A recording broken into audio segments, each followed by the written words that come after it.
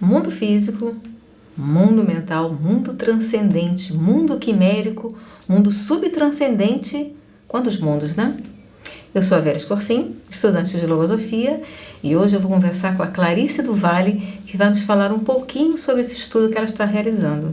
Clarice, seja bem-vinda aqui. Grata, Vera. Para mim é uma alegria imensa estar nesse momento e falar de um assunto tão desafiador, como nesses tantos mundos. Então vamos lá. Por qual mundo você quer começar? Bom, claro que vamos começar pelo mundo físico, Sim. Esse em que atuamos e vivemos com o corpo físico. Mas há um outro mundo, além desse, vários outros, que estão dentro do ser. E além disso, permeando o próprio ser. Peraí, você quer dizer que nós temos mundos dentro de nós? Exatamente. Ok. Porque nós temos sentimentos, nós temos pensamentos que atuam tanto dentro de nós como se materializam externamente na palavra, nas ações, nas atitudes. Temos também reações positivas, né, perante coisas que nos agradam. Prazer, alegria, o nobre, o elevado. Então tudo isso estaria nesse mundo dentro de nós. Dentro de nós. Então tem mais um mundo, tem um mundo interno. O mundo interno, já começamos por aí. Ok. E esse mundo interno, que também ainda tem as reações negativas, que são as reações de tristeza, de pesar, de sofrimento, De raiva, dor.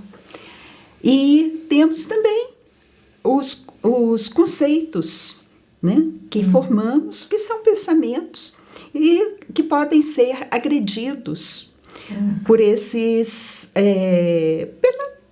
pelas colocações de outros seres. Então promove essas reações negativas dentro do ser. Ok, tudo dentro de nós. Bom, e aí? E aí nós temos conectado a esse mundo interno um mundo mental. E esse mundo mental, ele é estratificado. Quer dizer, só para quem está nos ouvindo entender, nós temos um mundo interno e esse mundo mental, ele transcende o nosso mundo interno. Nós estamos dentro do mundo mental. E aí você continua, esse mundo mental é estratificado. Estratificado, como uma falésia. Sim.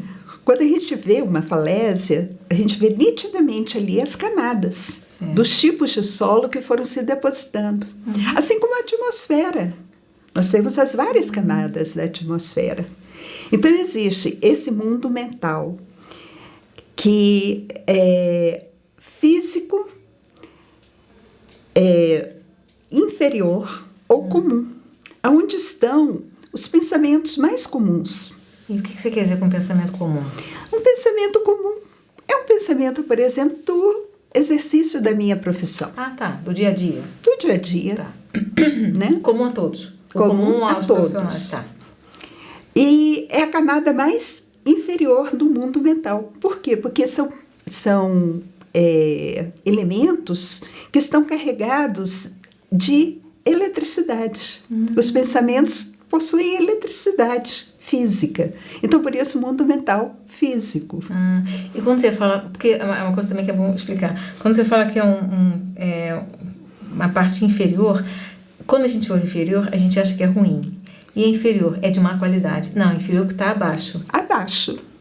Okay. O ar que nós respiramos é a camada mais inferior da atmosfera. Perfeito. Então, depois desse mundo, tem um mundo mental subtranscendente, onde já estão pensamentos mais elevados. Existe um mundo também quimérico. E o que é esse mundo quimérico? Esse mundo é fascinante, porém, ele requer cuidados. Por quê? Porque é o mundo da ilusão, o mundo da fantasia. É o mundo da quimera. O mundo da quimera. Certo. Né? E esse mundo, ele é uma proteção ao mundo maior, mais elevado, que é o mundo transcendente, ou metafísico, ou superior, que é a camada mais elevada. Interessante. Tem um mundo que protege. Eu já tinha estudado um pouco sobre isso, né? Às vezes eu acho que eu estou no mundo quimérico, que é o mundo da imaginação, né? Da imaginação desenfreada. Não que a imaginação seja uma coisa ruim, mas fora de controle. Exatamente. Eu, como arquiteta, eu uso da imaginação criadora. Claro. Sem ela, um projeto, eu não crio algo novo, mas tem que estar baseado na realidade, no factível, mesmo que seja uma inovação. Sim, tem que ser algo que você imagina, assim, é uma imagem que você cria na sua mente, mas é de algo que possa vir a ser real. Isso. É realizável, tornado real. Isso, que eu posso ter domínio sobre esse movimento da imagem, que eu dou a ela. Perfeito, né? Legal. Então, e esse mundo transcendente é o que tem de mais fascinante. Porque ele é onde estão todos os pensamentos, ideias, concepções do próprio Criador. Como se fosse uma matriz, uma matriz criadora. Criadora. Colocar assim. Exatamente. E tudo que a González Pecote vem a ensinar ao ser humano, e eu tenho aprendido, é como conseguir ultrapassar essa eletricidade do mundo físico, que me prende. Eu quero ascender ao mundo subtranscendente, sem passar pelo quimérico, chegar ao transcendente. Para quê? Para poder conhecer, compreender, respeitar e amar o próprio Criador. Interessante que você falou transcender, né? Sem precisar morrer, né? Sem. Porque antes eu considerava que até meu espírito, eu só iria conhecê-lo quando morresse. Quando eu morresse. Eu ia chegar lá e falar, quem é você? Você morre, se descola assim, esse entendi. Mas eu sou o próprio espírito, né? Sim. O espírito está presente em mim. Então eu tenho que conhecer esse espírito a partir do meu próprio mundo interno, aonde ele se manifesta, aonde ele participa e onde ele pode chegar a governar esse mundo interno, desde que eu coloque na frequência da energia que ele possui. Interessante. Voltando um pouquinho na questão dos pensamentos, tem eletricidade, eu achei tão interessante isso. Não tinha me ocorrido isso antes. E realmente talvez seja esse o cerco que a gente vive. Nós vivíamos num cerco. A gente fica rodando em círculo, né? É o cerco desse mundo assim, corrente que a gente tem, né? Como você falou, a gente trabalha, corre para cá, corre para lá, é família, é filho, é isso, é aquilo, é problemas, solucionar os problemas diversos que a gente tem na nossa vida. Então a gente fica correndo nesse cerco, nesse círculo, ou nesse circo de pensamentos que deixam a gente eletrizado, presos ali, colados. Quando você leva um choque, a pessoa fica colada, né? A gente fica colado ali. E para transcender, como é que você entende que a gente deveria fazer para saltar e conseguir pular pelo mundo quimérico, né? Exatamente, esse é o grande desafio. Todo o universo, seja físico ou metafísico, que está além do físico, por isso que é metafísico, né? Ele está regido por leis. Aqui, agora, nós estamos regidos pela lei de gravidade. Essa lei de gravidade era um mistério e foi desvendado. Se tornou o conhecimento comum a todos que frequentam uma escola. Até quem não frequenta, né? Hoje se fala da gravidade com naturalidade. Você falou uma coisa interessante agora da gravidade. A gente, desde que o mundo é mundo, desde que, né, que existem seres nesse mundo, a lei da gravidade existe pela própria conformação do planeta, né? Do astro, né? E interessante é que a gente sempre viveu à mercê dessa lei e nunca se deu conta. E se eu jogar isso aqui no chão, vai cair. Mas até alguém se dar conta que existe uma força invisível, mas mensurável, né? Ela é invisível, você não vê, mas você vê a ação dela. Então, eu entendo que essas leis que você falou agora, as leis universais, né, que regem a criação e tudo mais, elas também, a gente está o tempo todo imerso nelas, só que a gente não sabe. E precisa ter esse conhecimento que você está falando. Exatamente. E aí González Pecote apresenta as leis universais como expressão do pensamento e da vontade do Criador para toda a criação, regendo tudo. E existe uma lei que você se referiu a ela, que é a lei cíclica. E como que eu já percebi essa realidade na minha vida? Quantas vezes eu repito a mesma ação, sendo certa ou sendo errada? Porque eu estou presa nesse círculo. Então, o que me faz sair do erro é um conhecimento que me permite admitir que eu errei. Sim. E que eu preciso ver que elemento eu vou usar para poder agir de forma diferente, atuar com outro pensamento que me conduza àquele acerto. Então, nesse momento, eu uso um conhecimento. E se esse pensamento for um pensamento superior e de acordo com as leis universais, esse pensamento é um pensamento elevado. Ele tem outra hierarquia. Interessante, mas uma coisa que eu observo também no estudo que eu faço é que, assim como a lei da gravidade, quando você começa a estudar, primeiro você tem que perceber que existe algo, né? Muitas pessoas vivem a vida e não percebem que existe algo além, algo que transcende o nosso olhar. Mas eu preciso ter uma percepção para sentir e depois eu preciso ir atrás para tentar entender. E aí vem uma questão que para mim é muito importante, desenvolver a minha mente, a minha capacidade de enxergar esse além, que está visível, que está palpável, embora seja intangível, mas é palpável na nossa vida, que permeia a nossa vida.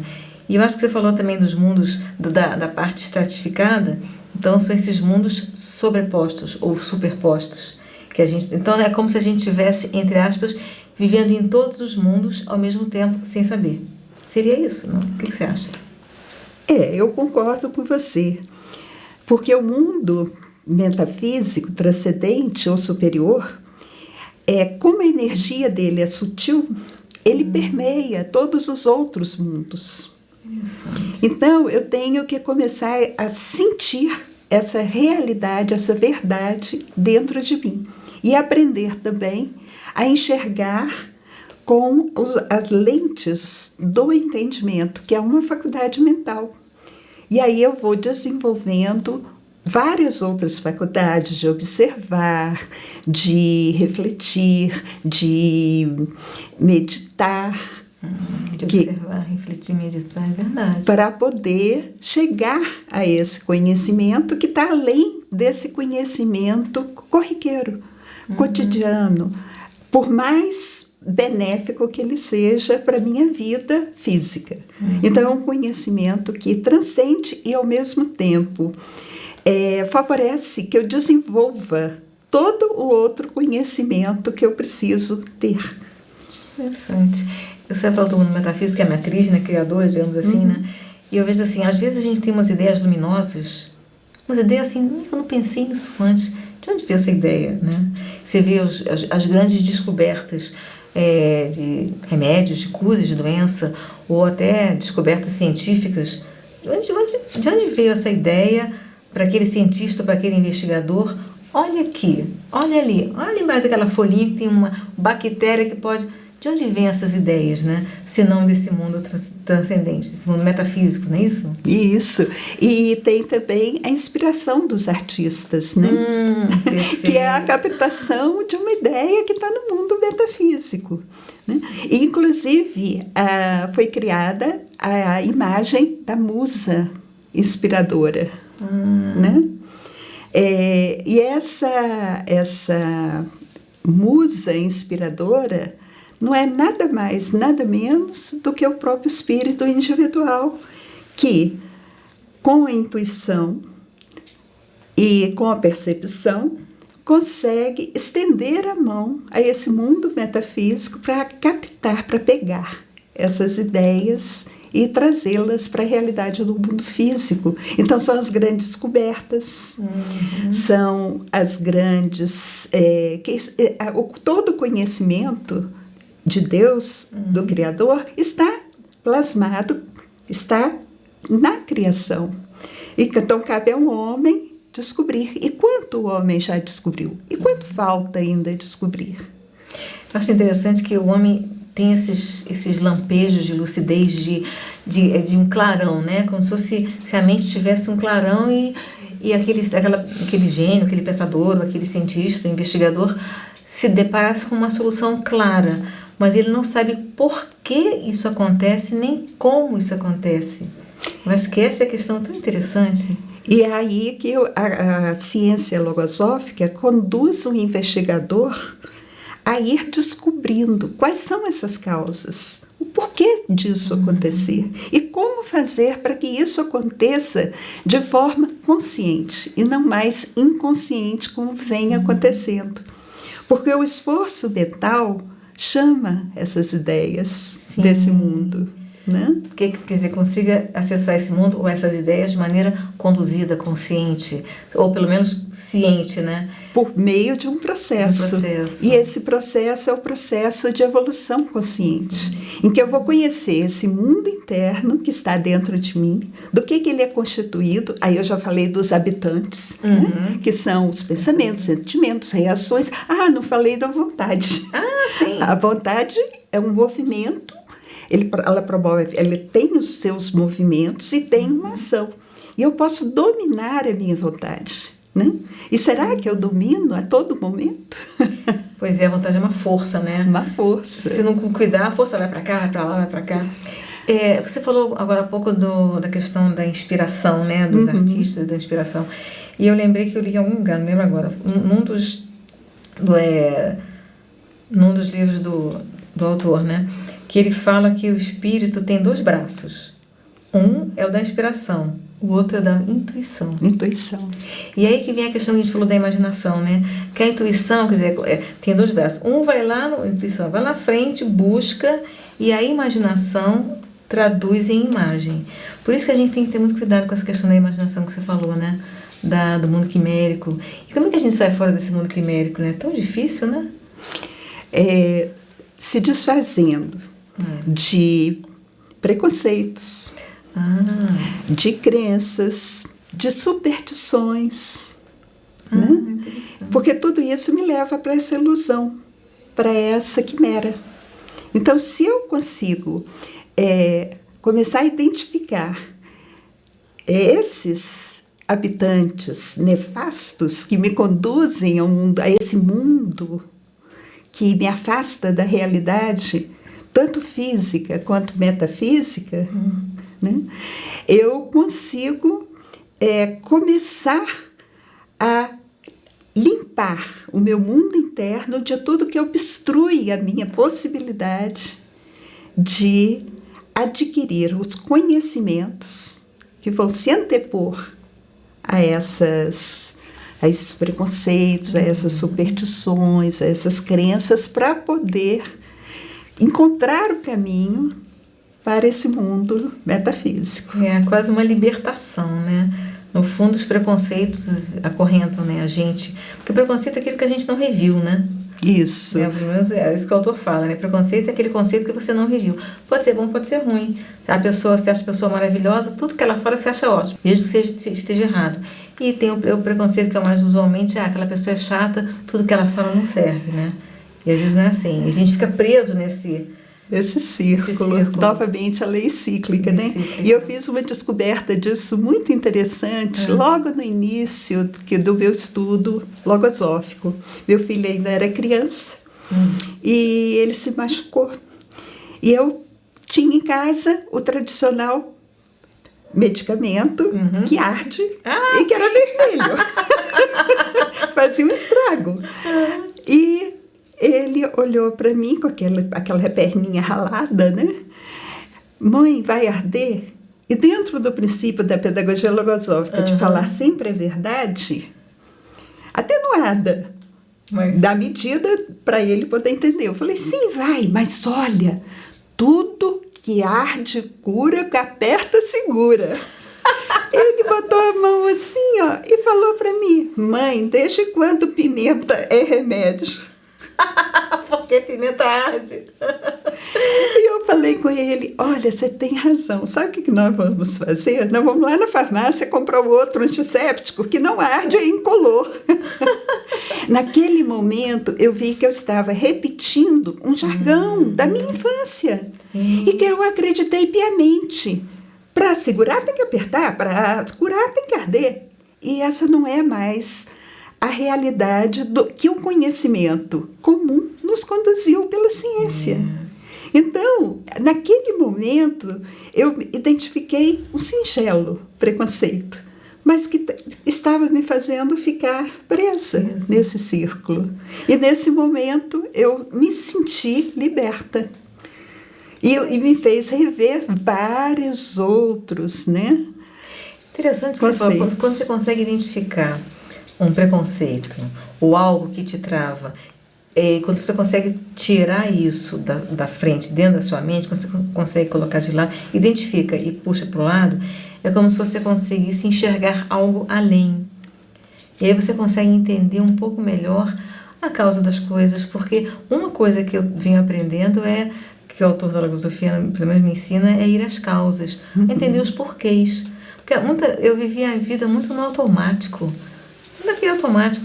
Eu queria saber porquê, mas sabe qual o efeito negativo da imaginação em mim? A preguiça. No fim tudo dá certo. Se não der certo é porque não chegou no fim. Essa é uma bela conclusão, né? Pelo menos te faz suportar o caminho. Mas você acha que em algum momento alguma coisa vai acontecer que vai mudar tudo? Então, você que tem que fazer por onde mudar algo. Algo não está acontecendo porque algo você deixou de fazer ou ainda não descobriu o que precisa fazer, né? Dentro desse círculo que a imaginação me prende, eu descobri o movimento incessante dela, fazendo com que tudo parecesse mais fácil do que era. Sim. E me prendendo de descobrir a dificuldade para eu trabalhar sobre ela. Então, é uma forma também de ilusão. E que me impede de buscar as causas de por que eu não estou conseguindo fazer aquilo. Não, vai dar certo. Essa ilusão de que tudo vai ser fácil, tudo vai chegar a um final que vai dar certo, mas sem o investimento da minha própria, do meu querer, da minha capacidade mental, sensível, para poder realizar o que é necessário para a mudança que eu quero ou o resultado que eu quero. Eu não vou fazer esforço, vou olhar para o lado, que quando eu olhar vai dar tudo certo, né? Exatamente. Então, Clarice, do que a gente conversou, eu achei muito interessante. Então, esse mundo metafísico, ele é enorme, ele é gigante, ele é lindo, ele é maravilhoso. A gente precisa de conhecimento para chegar nele, né? Sem dúvida. E para alcançar esse conhecimento, para conquistar esse conhecimento, eu preciso de muito esforço, de muita dedicação, de muita consagração, de muito empenho no exercício dessa autoobservação para poder flagrar esses habitantes do mundo interno que fazem a conexão com todos esses outros mundos a que eu posso ter acesso, que está permeando todo o meu mundo interno e aonde eu quero chegar, que é no mundo metafísico, porque é nele que eu vou verdadeiramente conhecer a Deus. Muito bom. Na verdade, a gente vai chegar nesse mundo causal. Em última instância, a gente vai conhecer Deus, vai conhecer a nossa própria origem, né? Nesse mundo metafísico, né? Exatamente. Muito obrigada, Clarice. Eu que estou muito grata pela oportunidade. Eu falei com a Clarice, né, sobre um assunto tão interessante, e se você se interessa por esse assunto, mundos mentais superpostos, mundo metafísico, mundo transcendente e outros temas nessa linha, acesse o nosso site www.logosofia.org.br. E a gente vai voltar com